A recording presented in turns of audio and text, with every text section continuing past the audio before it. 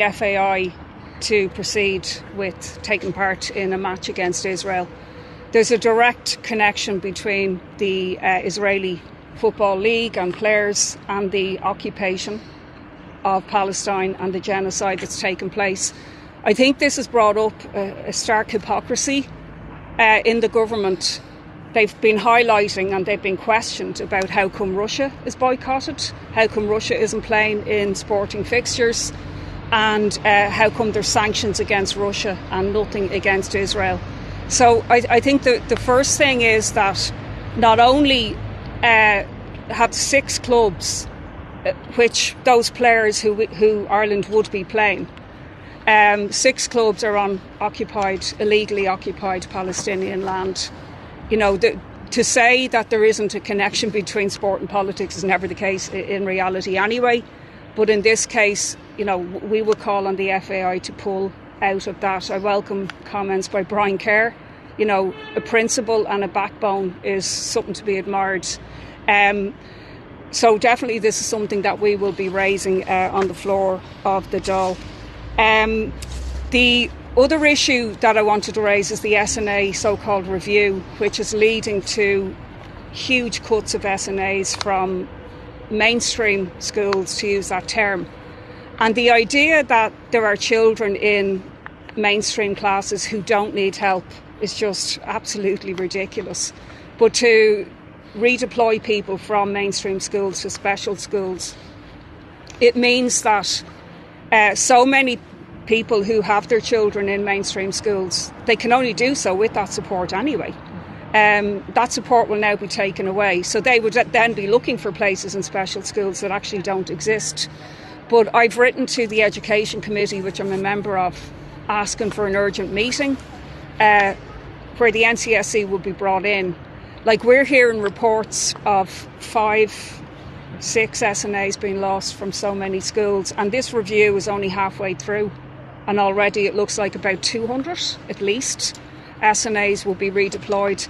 It's also taken expertise and experience out of schools as well, and the loss of that to schools is huge. Like, SNAs who've been in that school for 7 or 8 years will be shifted to somewhere else. I would call on Forza to take action about this on behalf of their own members and on behalf of parents and students. And, also the teaching unions as well should be taking a stand.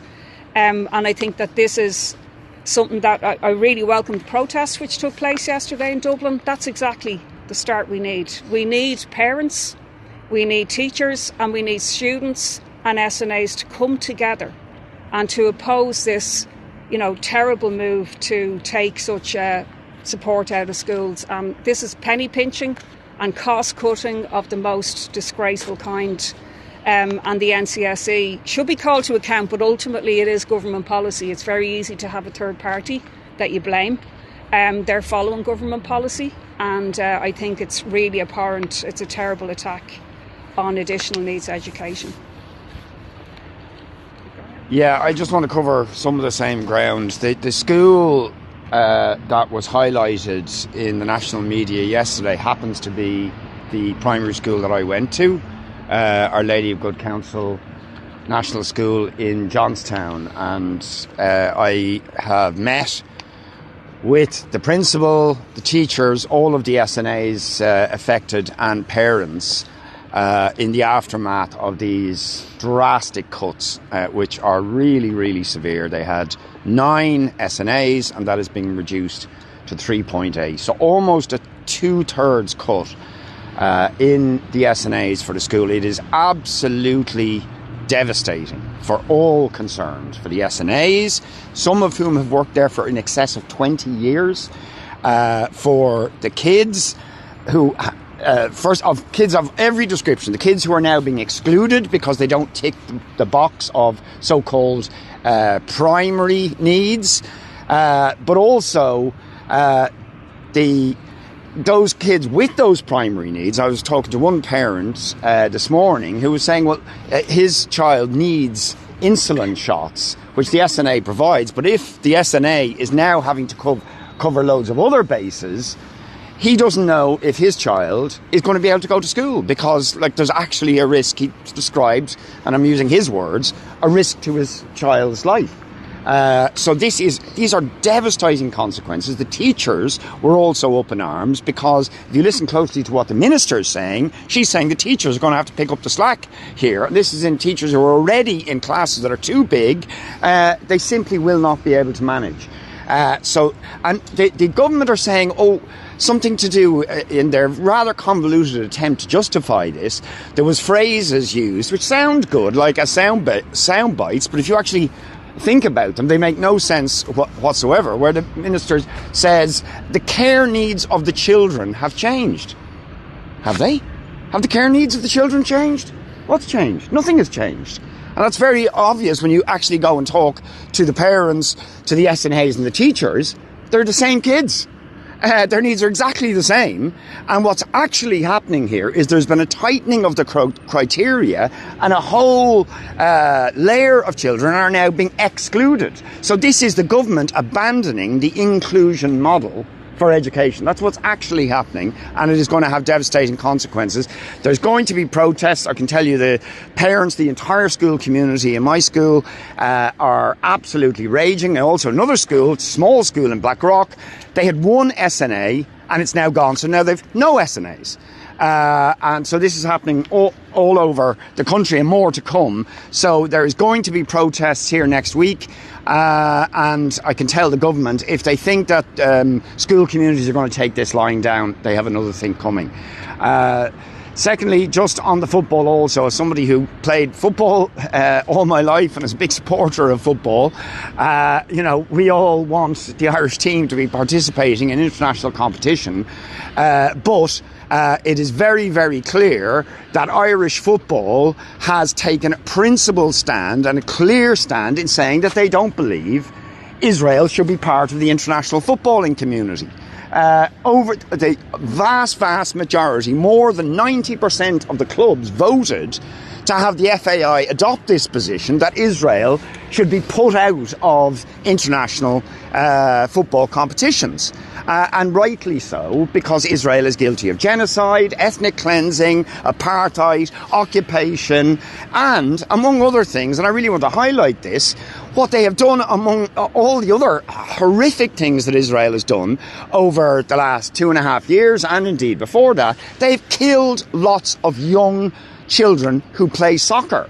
And older people who play soccer, including children who came here. I was involved in bringing football teams to Ballybrack a few years ago from Gaza. Some of those children have been killed by Israel. So what's disgraceful in all of this is whereas Irish football has made a clear statement about where it stands and about excluding this genocidal regime from international football, the Irish Taoiseach disgracefully says the match should go ahead. That's inexplicable that the Taoiseach would try and normalise a state that is guilty of genocide, of brutal occupation, of ethnic cleansing, and all I can do is commend Irish football. I mean, it shouldn't be, the pressure should not be on Irish football because they've made a clear statement. It should be UEFA, the Irish government should be imposing the sanctions necessary. In the last analysis, of course, I hope Irish football, if they're forced to be the ones to make this decision, will make the right decision and boycott Israel. But really, we'd like to see a change of tune from Micheál Martin and obviously of UEFA on this, and expel Israel, as was done with Russia, as was done with Yugoslavia in particular circumstances. Why on earth is Israel being given exceptional treatment when it's guilty of, frankly, horrendous atrocities against the Palestinian people? Three things quickly. Just firstly, to add briefly on the issue of the SNAs. I mean, the overall point is what is being pursued very clearly is a model of exclusion instead of inclusion. It seems what's likely is, we pushed for and parents pushed for, and there was a big campaign to have additional special classes. The government announced there's going to be additional special classes. We welcomed that. We said there's not enough, but we said, where are you going to get the staff for these classes? Where are you going to get the teachers from? Where are you going to get the SNAs from? And now, effectively, I think we have our answer, is the government is moving SNAs around from mainstream classes into special classes, as opposed to recruiting the extra SNAs that we need. And the result is moving back towards a model of exclusion instead of inclusion. I was in a special school yesterday in my constituency, and what I found out was very interesting and suggests a wider problem, right? They were involved in this SNA review process. They are given all these parent questionnaires that are quite, intrusive, that parents are asked to fill out to establish their need for an SNA.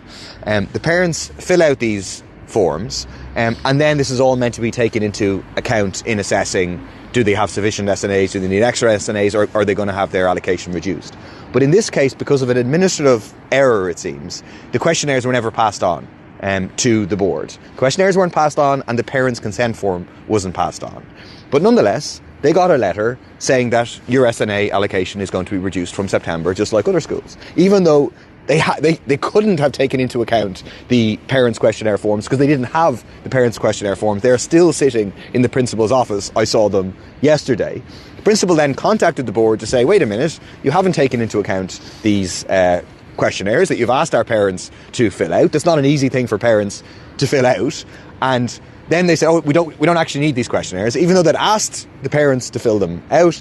And then they got a letter, which is very similar to the letter they originally got, but now they're not cutting their SNA allocation, effectively because they called out the fact that they didn't have the questionnaires, and how could they be making a decision on that basis. But they're not cutting it, but they're not agreeing to increase it, which is the request that was coming from the school.